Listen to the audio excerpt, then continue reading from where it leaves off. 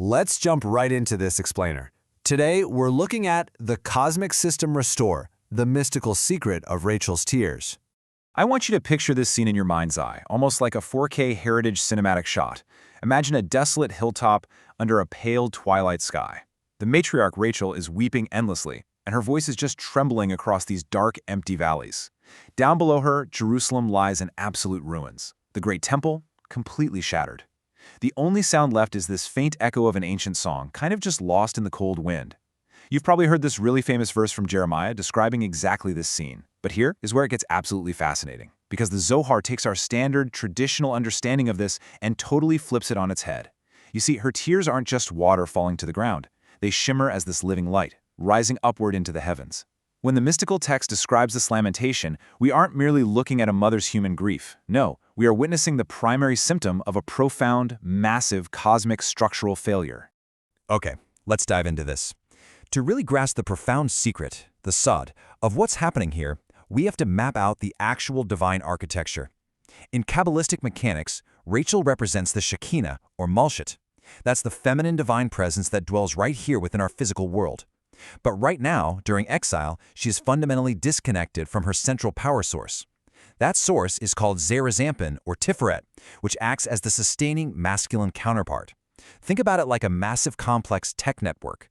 The Shekhinah is this vital client system that has suddenly lost all contact with its central server. So she's left wandering, completely disconnected, and frantically searching for that core link to restore the flow of data and energy to the world. The math behind this mysticism is honestly mind-blowing. When you look at the 10 divine attributes, the Sephirot, this central sustaining channel, Zir and Pin, is represented by the Hebrew letter Vav. And if you know your Hebrew numerology, the letter Vav equals the exact number 6. Now, the ultimate unified divine structure is designed to operate at a perfect 10, but when the system crashes and that central server goes offline, you lose the Vav. You literally lose the 6. And when you subtract that 6 from the ultimate 10, what are you left with? A completely broken, fragmented structure of 4. So exile isn't just about a physical relocation or losing a piece of land.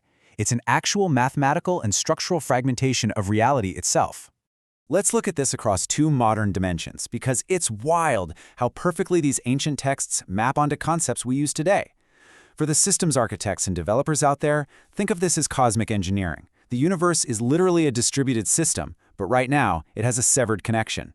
Because the flow of data is broken, error logs start to pile up. And we actually experience these error logs in our daily lives as the pain and friction of galut, or exile. These logs will just keep accumulating until that core link is restored and full data flow is reestablished. Or, for the gamers listening, think of it like a video game. Rachel is our central protagonist, but she's been separated from her power source. She's stranded in this incredibly hostile environment, just sending out continuous distress signals, waiting for the player to restore the missing link so she can finally power back up. Her weeping? That's the continuous error signal pinging the server. And the crucial point for all this is right here in the text of the Zohar, specifically where it quotes the end of that famous verse. It says Rachel refuses to be comforted, because he is not, which in Hebrew is ki einenu. Now, on a surface reading, because he is not just refers to her children being gone. Makes sense, right? But the Zohar reveals a much deeper layer. Because he is not actually points directly to the absence of that sustaining channel we just talked about, the missing Vav. The masculine counterpart is literally absent. Because he is not there to connect with her, the entire system is crashed into exile. The cosmic flow is completely 100% disconnected. But because of this massive crash, Rachel's tears aren't just passive sadness. They act as a highly functional, active cosmic mechanism. Look at the incredible dual nature at play here. On one hand, her tears contain din, which is severe judgment. This judgment is triggered by the harsh, incredibly painful separation of the exile itself. But simultaneously, and this is key, they contain rachamim, profound mercy. This mercy is activated through her constant intercession for the system, for her children down below. Those tears, acting as that shimmering living light rising upward, are literally the very mechanism designed to trigger the server reconnection. She is actively bridging the gap with her divine distress signal. The mystical texts even give us the visual color dynamics of this whole process, which is so beautiful. The state of exile is painted in pitch darkness, along with the deep red sorrow of Gevura, representing that strict, severe judgment. But as Rachel weeps, her tears act as brilliant white threads of hope.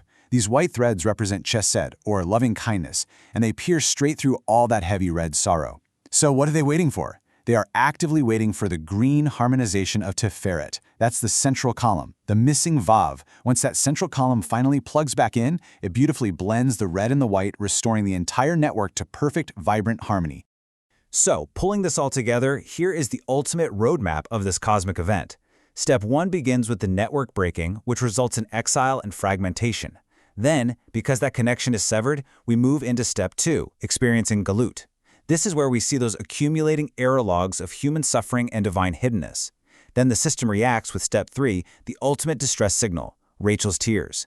She utilizes both judgment and mercy to demand a fix from the top down, which leads us right to the final stage, redemption. You see, redemption isn't just about packing up and going home. It's the ultimate system restore. It is plugging that missing 6 back into the 4, restoring the perfect 10, and finally achieving total cosmic unity and limitless data flow. Achieving that system restore isn't just ancient history, it is an active, ongoing cosmic process that we're all a part of. So the question we have to leave you with is this: what broken link in your own dimension needs restoring today? Thank you for joining us for this complete journey through the Part S. We hope these ancient truths help you and your family improve your own dimensions this week. If you enjoyed this full chapter deep dive, please like, subscribe, and share which part of the journey touched your soul in the comments. We'll see you in the next chapter.